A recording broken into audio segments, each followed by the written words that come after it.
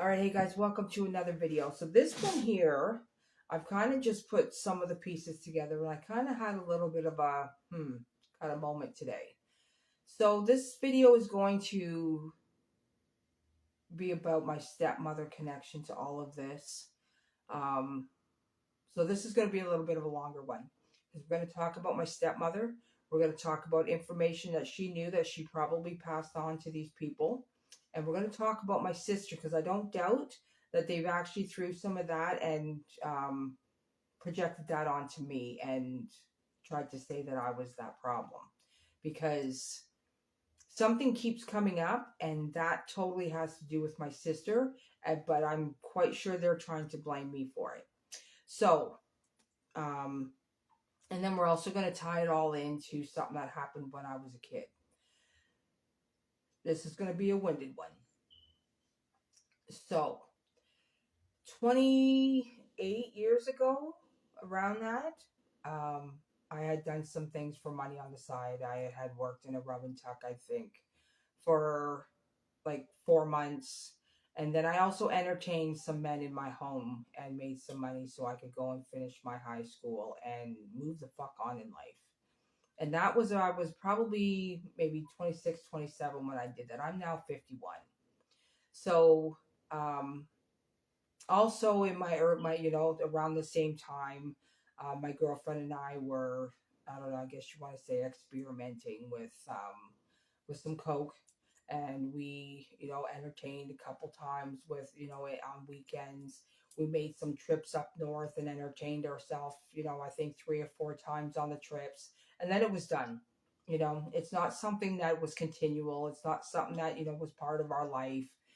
We did it once in a while on the weekend, and then we just grew out of it. It just wasn't something that we stuck to, and that probably went on for maybe 3 or 4 months, and then it was over. And same as doing the money on the side, like that is over, you know 20 plus years ago. But I don't doubt that it wasn't made relevant and tried to project that, and that is actually who I am today. And that is far from who I am today. I am nothing like that girl back then. Um, so we had, so back, I'm going to back that up to back when I was 8 years old. Now, we had an incident at our house. So on this side of the street, we had a big white house, and on that side of the street, there was a business, and they had a parking spot out, or a big parking lot out front, and we used to go across the street and play in the parking lot because we didn't have anywhere else to play. My mom comes over with one of her, or my mother's friend comes over with her daughter, who is 3, 4 at the time. And from inside the house, I hear, "Keep an eye on her." Nobody actually came outside, no nothing. We just hear it hollered to us, out to the other side of the street. And next thing we know, this, her daughter comes barreling out the door and across the street, and a car clips her, rolls her foot, and next thing you know, it's my fault. My stepmother actually stood and said, "No, it's not. That was your daughter. That's your responsibility." And I believe the same. That's your daughter, not mine. I'm an 8-year-old girl. You know, that's not my job to watch your child. Now, my mom never actually put that responsibility on us to watch over other people's children when we were kids. That's just not something that you do. Let alone 8 years old watching over a 3, 4-year-old. Like, there's something wrong with that. But I don't doubt to this day that they tried to put that on me too, because she never got over it, right? All of a sudden, now there's a reason to be mad at me. Now she wants to pay me back for that. And I don't doubt that my mother, who I had a conversation with this when my sister passed a few years back, and she had asked me about it, and I was like, yeah, that's years ago, right? Yeah, I did that. So what? Like, move on. But I don't doubt that they didn't make that relevant and try to say that that's who I was to this day. Now, my sister was also a crack addict, a prostitute, and Um, she also had a sexually transmitted disease. She had AIDS when she passed, HIV, and um, yeah, she had quite the life.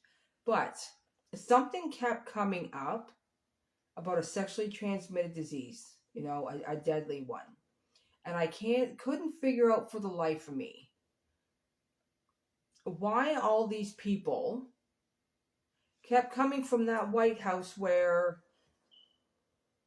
this woman, my copycat, always came from. There's a White House down on Center Street in St. Thomas, and everybody that seems, come from that used to follow me around, call me names in traffic, follow me everywhere, try to hit me with vehicles. They all came from that direction, from that house. So I know there's a connection. Now, that my copycat, I almost wonder if she was the little girl that got ran over by the car, and that's why people were trying to hit me, trying to do a payback. But I would never know, right? I was never supposed to figure any of this out, put it that way. I was never supposed to figure this out. How would I? Right? I don't know these people from a hole in the head. Right? I don't hang out with these people. I don't talk to them. I don't message. I don't call them. I don't know these people at all, even to this day. I've yet to say one word to any of them. But I know that all had to trickle down from my stepmother. That's why they called me the names they did. That's why they treated me the way they did. And I don't doubt that somebody has a sexually transmitted disease and they are out there sleeping around. And I don't doubt they didn't say they caught it from me, when it was my sister who actually had it. Now, when we're looking at who these people are, they are huge on the gossip. They are huge on the bullshit. They have a family photo album down at the police station. Like this is who these people are. I don't have a criminal record. I'm not an addict.